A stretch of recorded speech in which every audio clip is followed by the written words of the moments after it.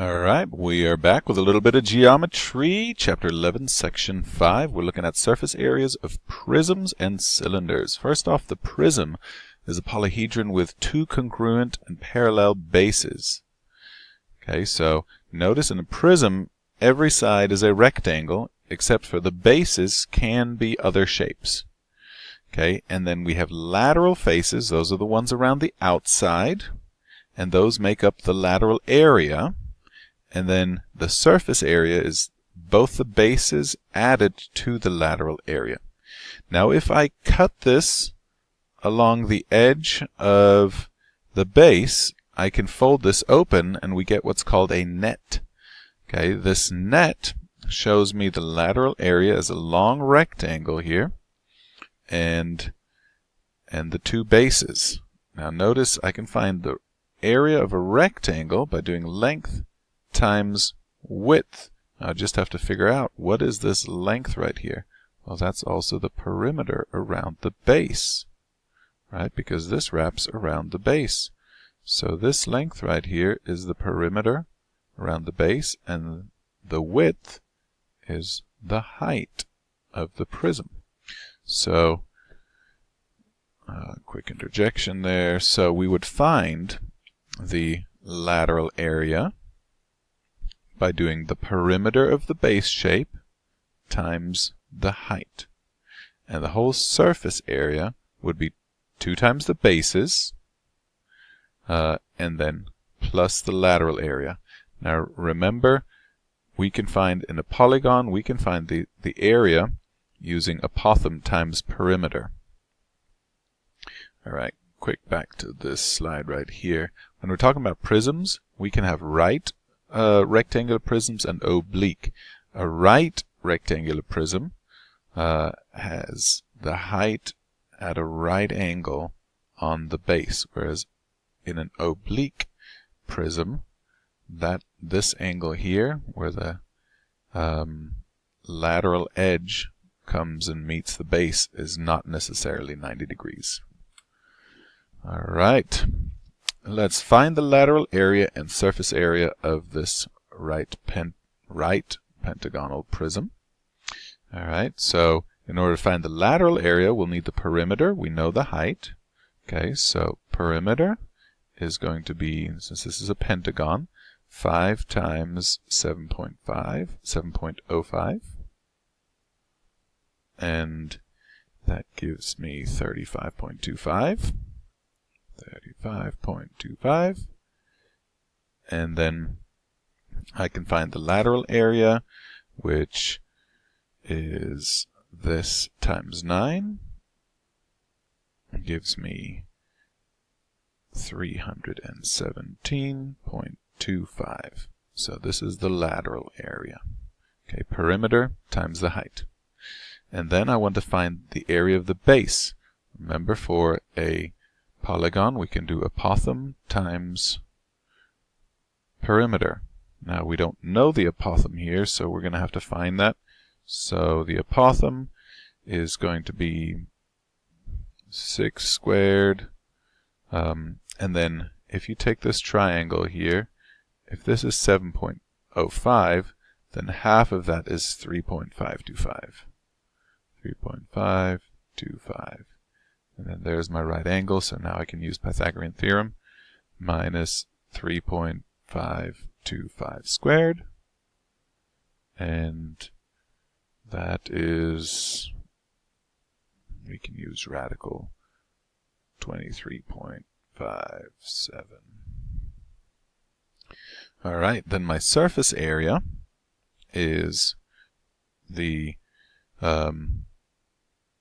base, 2 times the bases, plus the perimeter, plus the lateral area. Okay, so I'm going to take 2 times the apothem, sorry, not 2 times the apothem times the perimeter, 2 times the base. The base is a half apothem times perimeter. I stated that wrong over here. Half apothem times perimeter. Okay, so we're going to do that twice, so these two cancel out, so we can just do apothem times perimeter, plus we've already found the lateral 317.25, and the apothem times the perimeter, that's radical 23.57 times 35.25 plus 317.25, and that's approximately 488.40. That is feet squared. All right, in cylinders, we also have a right and an oblique cylinder. Same thing applies. Notice here the height is at a right angle. These two are parallel. And here, this is not at a right angle. Okay, finding the lateral area, we can also cut this open and then we get a net like this. This length here, in this case, is the circumference of the circle, so it's 2 pi r. So we get 2 pi r times the height for lateral area, and then again 2 times the basis plus the lateral, or for a right prism, it's always this formula, 2 pi r squared plus 2 pi r h. Alright, so we know 2 pi r squared plus 2 pi r h. We want to find lateral and surface area.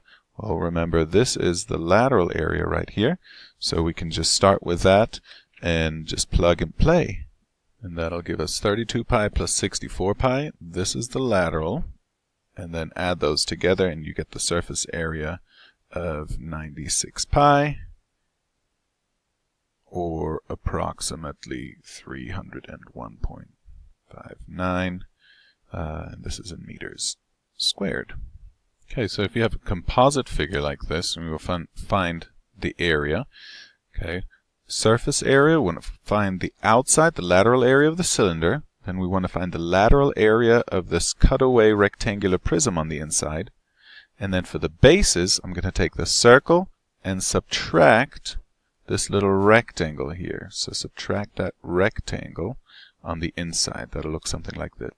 So 2 pi r h, it's the lateral area for the cylinder. Then pi h is the lateral area for the prism on the inside. And then we have the circle minus the rectangle, and we have 2 of those. So fill in your numbers for that and then calculate. We get approximately 822.58. Okay, finding similar solids. A similar solid would have a similar ratio. So I can set up these ratios and say, okay, 6 to 4, okay, is that equal to 5 over 3? Or is 6 to 4 equal to 7.5 over 5? Well, we can cross multiply to find the results. We know that this is 18 and this is 20, so this is not similar. And C, cross multiply here. 6 times 5 is 30, and 4 times 7.5 is also 30, so yes. Alright, and then we want to find the surface area of a similar solid. We know that these two are similar. We can find the scale factor, 6 to 9. But in this case, this is the new one because we know the surface area here. We're going from there to here. So remember, it's new to original. New to original. And so that is going to be 9 over 6, and that can be simplified to 3 over 2. So that's my scale factor, K. Now, I can't use that just to multiply the 128 and get this. Remember, when we use area, and this is surface area, we have to square the scale factor. Okay, so we have to take K squared. And so we're going to multiply the 128 by K squared. So that's 3 over 2 squared times 128. And that gives us approximately 288, or exactly 288 centimeters squared. Okay, if we want to find a missing measure in similar solids, then again we can use proportion. We could say the surface area of these two, so 40 pi to 90 pi is like the measures r over 3 squared, right? Because this is already squared. This is surface area. Okay, so then we can square this. We get r squared over 9.